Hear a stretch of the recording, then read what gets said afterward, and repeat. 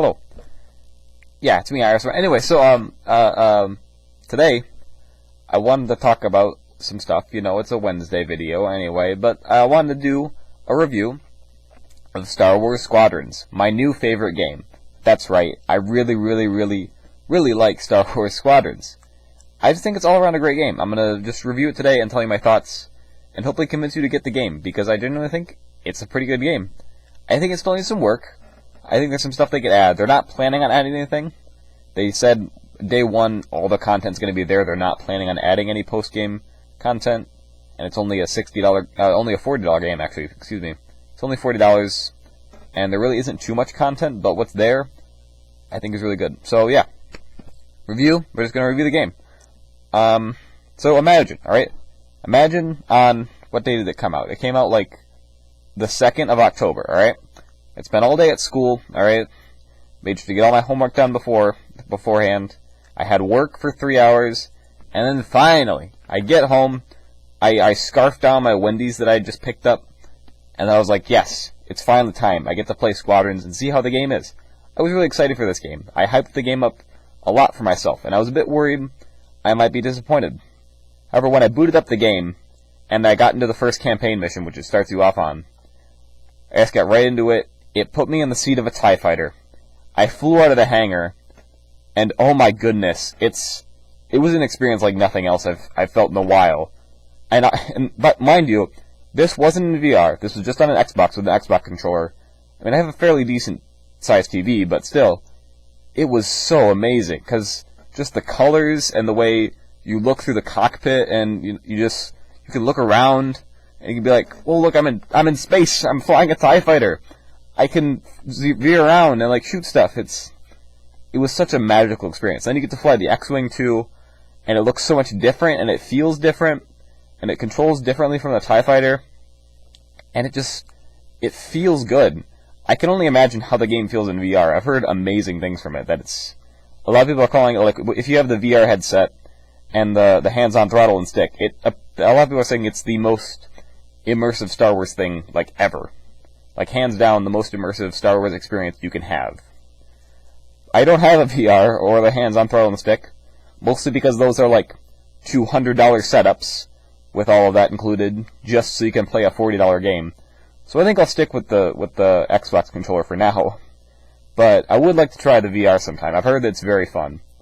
So, but yeah, I'm telling the experience alone is something really wonderful. And if you're a big Star Wars fan like me, it'll really hit you in the right spots. If you, like, it's really fun. I loved it. Like, just getting to the game the first time, those first couple hours I played it, it was really enjoyable. The campaign story is actually pretty good, I would say. I'll talk more about the story towards the end of the video. I'm gonna just give you general, because there are some story spoilers I want to talk about, so I'll save that for the end. But for now, I'll just want to talk about the game as a whole. It feels really great. Flying is just good, and it works. It's a vast improvement over the flying in Battlefront 1 and 2 from EA. EA and Motive did an amazing job with the flight controls in this game. It's based off the old X-Wing and TIE Fighter games from the 90s. So you have to balance your power and your weapons and your shields. Shields only on some of the ships, not because TIE Fighters don't have shields, which is actually pretty interesting. And then you have like a power converter for the TIE Fighters, shield balance for the shield ships, and you have different components you can unlock, and there's a lot of customization. You can change how your blasters fire, you can change what kind of missiles you fire, that sort of thing, how much health your ship has, how much maneuverability it has. You can change all these things. Also, it's not like the one is better than the other. The customization is just purely how you want to play. It's not this is just better than this. There's none of that. This improves this, but draws back on this. So you just have to choose what you like. There isn't a definitive epic loadout that just makes you awesome at the game. It's just a matter of how you play the game. You play it how you want to play it. And it gives you a lot of freedom. In terms of multiplayer, there's only the dogfighting mode and the fleet battles mode. And also the fleet battles mode contributes to rank, which gives you unlocks at the end of the season, which is in 70 days or something. So it's still a while off. But you can only play fleet battles. And the thing is, I thought this would get repetitive, and I think it still will. But as of yet, I've been playing this for, a couple weeks now? I've been playing Fleet Battles, and it's still very fun to go back, and even on the same maps, just playing it over and over is very fun, because it seems very different each time. You can fly a different ship, you can play a different role, take out different targets. There's a lot of freedom in what, conceptually it just seems like it'd be very basic, but it's just because of how the game plays, it's just very fun and rewarding. So I think for that, it's just a really good game. Like, even if you're not too big of a Star Wars fan, like you don't care too much about the immersion, I think it's just a really good flight simulator game, and a good competitive flight simulator game. There's not too many other games I can think of that are like that. So if you like Star Wars, I'd say it's a hands-down given that you get this game, but even if you're not that big of a fan, I still think you can get some fun out of it, especially considering the game's only $40. If you just have $40 lying around, I'd recommend you get it, just to try it, because it's really cool. Like, the sound design and the visuals are really great.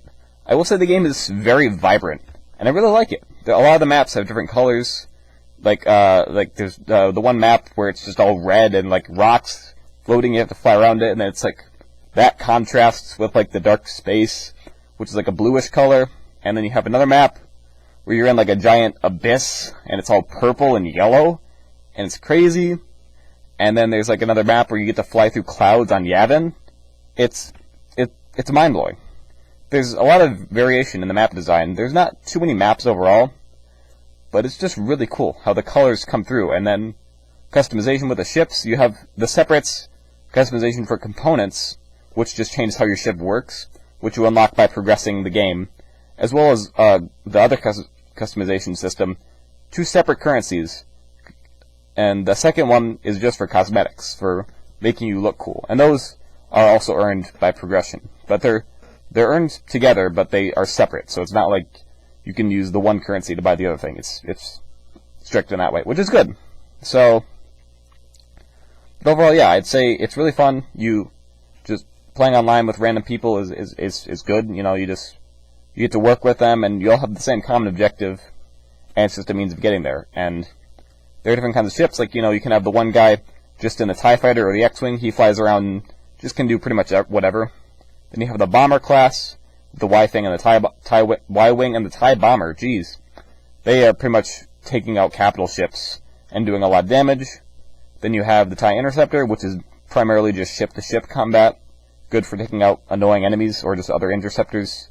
And you have the Support, which no one really plays because they don't want to, but it's very crucial because they can resupply your team, and they can give just other buffs and boosts, and just help out your team a lot. So play the Support class is what I'm saying, because someone's got to do it, alright? Play it every once in a while, take one for the team, play the Support class. That's the TIE Reaper and the U-Wing, which TIE Reaper I didn't realize existed until I was like, oh yeah, there was that one scene in Rogue One where it was in. What do you know? So yeah. But overall, I'd say the game is really good. I like the multiplayer. I think if they do decide to add more updates, they need more modes. Or they need to just change up something. So that right now, as it is, I'd say this game only has a lifespan of like maybe a couple more months before it just gets boring and repetitive. So I don't see the game lasting very long. But just as an experience, it's definitely worth the $40. It's not made to be a live service game that lasts forever. It's just supposed to be something that's fun, that you can play for a bit and be like, wow, that was cool. I liked that. So yeah, what else? I don't know, it's just a really fun game is all I have to say. Campaign-wise, I'm not going to get into spoilers yet, but I think the campaign is good. I think it's a good story because it balances the New Republic side and the Empire side. You get to see both sides of the story. No heavy bias of like, we're the Empire, we're the bad guys, or we're the New Republic, we're the good guys. It's just, we're the New Republic, we're the Empire, we are fighting. Here's our side, here's this side. They just give it to you straight, and it's great. I mean, I'm a big Empire fan, but the thing is, one of the reasons I like the Empire so much, they never really show the Imperial point of view in any of the movies or anything, but I think Squadrons does a very good job of showing, like, how did the people in the Empire feel about being in the Empire. I'm getting more into the story spoiler stuff now, so if you don't want to know anything about the story and you just want to stay spoiler free, which I recommend you do, it's a decent story. I'd recommend you play it yourself. So, this is your spoiler warning. I'm going to start talking spoilers now. Okay? There you go. You had it. So anyway, in the story, I think it's good. I like the way you follow the story. You have the one guy, Lyndon Javes, who's part of the Empire, then he defects, and you have Lieutenant Carroll, who then becomes Captain Carroll, and she's the leader of the Empire side. And then you jump forward in time from A New Hope to past Return of the Jedi, and now the Death Star is blown up, and the New Republic and the Empire are like equals now, in terms of power.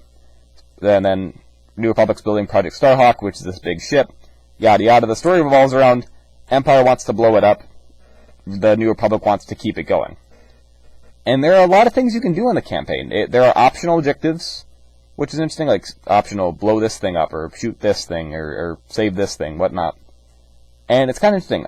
One really interesting part I've seen a lot of discussion about is that when you're playing on the side of the Empire, you're given the option to kill civilians, which is kind of weird. Like, the game doesn't really commentate on this. It's like, oh, hey, main character, see those civilians over there? Yeah, shoot down their transport. And the rebels are like, no, don't do that.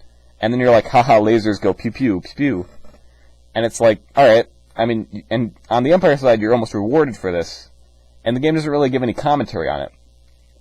I don't really know what to say about it, because it's interesting, because it's like, I feel like they should say something, but also, this is something the Empire would do. They're portraying the Empire as they are. They're not trying to sugarcoat it. They're not trying to deny it or anything. It's like, yeah, this is the Empire. This is things they do. And I feel like it's just interesting. I mean, it's an optional objective, so you can just not do it if you want. But, I don't know, it's just weird things. Weird things happen in the campaign. But I think it's good, because overall they didn't, make the Empire out to be like, we're the Empire, we're the bad guys, we're gonna go do bad stuff.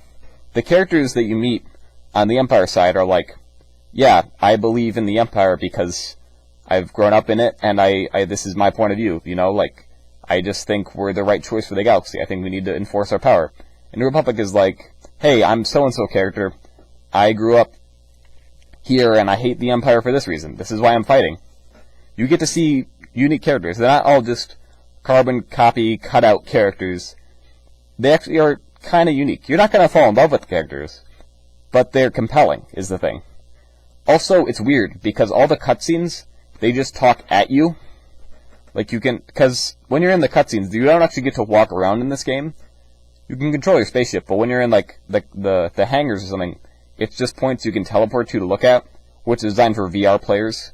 So they can't really walk around when they're in VR. They kind of just teleport from places so they can look around.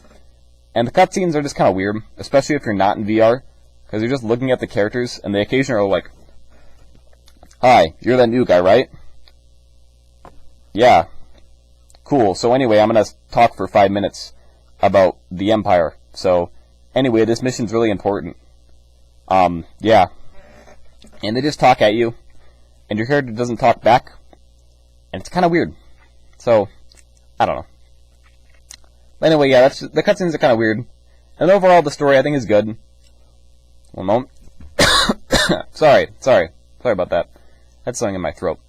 Anyway, the story ends, and the Starhawk is totally destroyed by the Empire, which is kind of cool. I was really surprised. I thought it would just be like, yay, we beat the Empire, but no, the Empire actually takes out Project Starhawk. And on the last mission for the Empire, you get pitted yourself, the player character, against Lyndon Javes, who's now the head of the New Republic fleet that you're fighting against. So this is your old traitor. This guy betrayed you, and you get to fight him and shoot him down. And honestly, it was a really fun moment, especially for me, because I just was like, wow, the Empire gets a happy ending. They won. They got their revenge, and the Project Starhawk is destroyed. And it ends with them jumping away. But there's one more mission on the New Republic side. Basically, sorry, alright, jeez, there's something in my throat, okay? Alright, I got a cough, jeez, it's not the thing, it's not the bad thing, I'm doing okay. I just got a fuzzy in my throat. Anyway, the New Republic side, they're like, okay, we're gonna blow up the Empire fleet that's left, because because that's what we do. Anyway, midway through this mission, you hear radio static, and they're like, I wonder who could that be? Who could that possibly be? Out of nowhere, Lyndon Javes comes back from the dead, even though I shot him down, and his spaceship crashed into the side of the Starhawk. And then he just comes back. His ship is fine. Why? This makes no sense. Makes no sense. Why? I killed him, and he's back, and it makes no sense, and he doesn't even explain it. They're like, dude, how did you survive? And he's like, oh, well, I built the Starhawk. That doesn't explain how you survived getting shot down and blowing up. But anyway, he lives, and the New Republic wins. So both sides win. And that's kind of cool. I thought it would just be, wow, cool, we defeated the Empire, we're so epic. And the Empire's like, aw, dang, we lost. But no, both sides win in their own way. Which is cool. I'm glad the campaign did that. I'm glad it focused on both sides equally. That's cool. So if you like one side or the other, you get a balance of content to play. Yeah. Campaign's not what you're buying the game for, though. You're definitely buying it for the multiplayer. Because the multiplayer is where it's at. That's all the fun stuff. But yeah, that's really all my thoughts on the game. I would recommend you get it, if you're thinking about it, because it's fun, and it's only $40. Most games are $60, this is only $40.